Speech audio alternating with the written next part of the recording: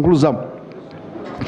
2.8, conclusão. Preliminarmente, às considerações finais desse relatório, cabe refutar as insistentes e responsáveis alegações por parte do denunciado que o processo de impeachment configuraria um golpe. Em primeiro lugar, nunca se viu golpe com direito à ampla defesa, contraditório, reuniões às claras, transmitidas ao vivo, com direito à fala por membros de todos os matizes políticos, com procedimento ditado pela Constituição e pelo Supremo Tribunal Federal. Demais disso, o que se quer é deslegitimar a própria figura do impeachment, como se fosse estranho ao presidencialismo ou à sua antítese, que é objetivamente falso. A demissão do presidente responsável por meio do processo de impedimento é justamente uma forma de se responsabilizar o chefe de Estado e de governo que já goza no presidencialismo de posição muito mais estável e confortável que no parlamentarismo. Daí o processo rigidamente previsto na Constituição e nas leis, além do quórum elevadíssimo para a destituição. Registre-se o quórum mais alto de todos os casos previstos na Carta Magna.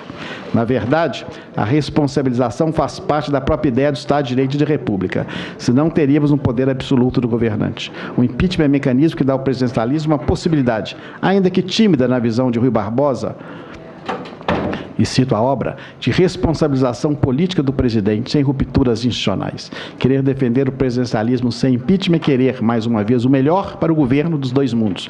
O executivo forte do presidencialismo, mas sem a possibilidade de retirada do poder em caso de abuso. Presidencialismo sem possibilidade de impeachment é monarquia absoluta, é ditadura. Por isso mesmo, o mecanismo foi previsto em todas as nossas constituições, inclusive já utilizado sem traumas institucionais. No processo de impeachment, cabe aos senadores, na condição de julgadores, dar a última palavra sobre a subsunção dos fatos narrados na denúncia à norma, tanto formal quanto material. Uma vez e se instaurado o processo, a denunciada deverá se defender dos fatos narrados e não da tipificação jurídica proposta na denúncia e aceita pela Câmara dos Deputados.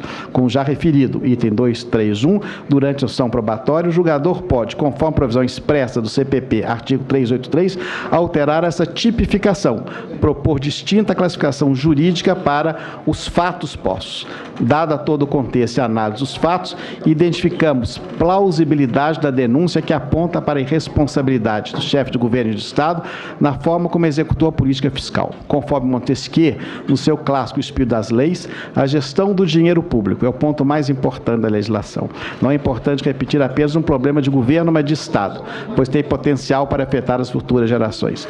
A possibilidade jurídica de julgamento político é a razão de ser da previsão dos crimes de responsabilidade em nosso ordenamento. Repetimos, o impeachment pode e deve ser considerado como uma das maiores expressões da democracia. O Estado é desafiado pelo cidadão comum e chamado a dar explicações.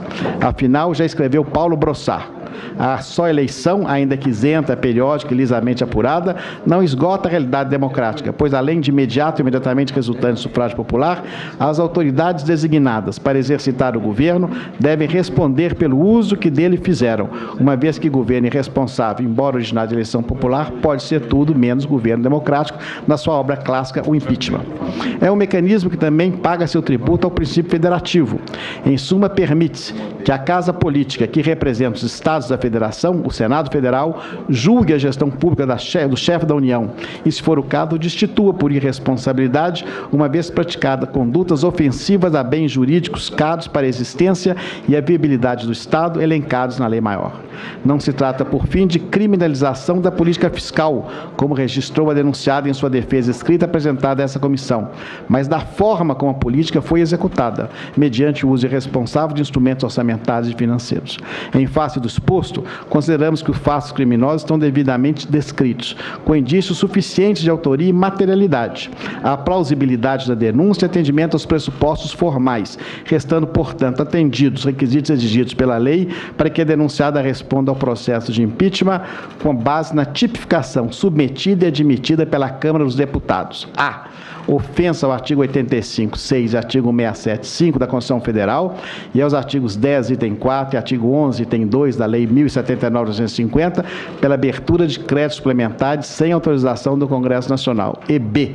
Ofensa do artigo 85, 6 e artigo 11, item 3 da Lei 1079/1950, pela contratação ilegal de operações de crédito com instituição financeira controlada pela União. Voto.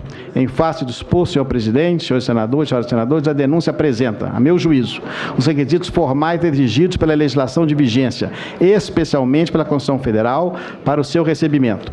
Meu voto é pela admissibilidade da denúncia, com a consequente instalação do processo de impeachment, a abertura de prazo para a denunciada responder à acusação e o início da fase instrutória, em atendimento ao disposto no artigo 49 da Lei nº 1079 de 1950. Muito obrigado.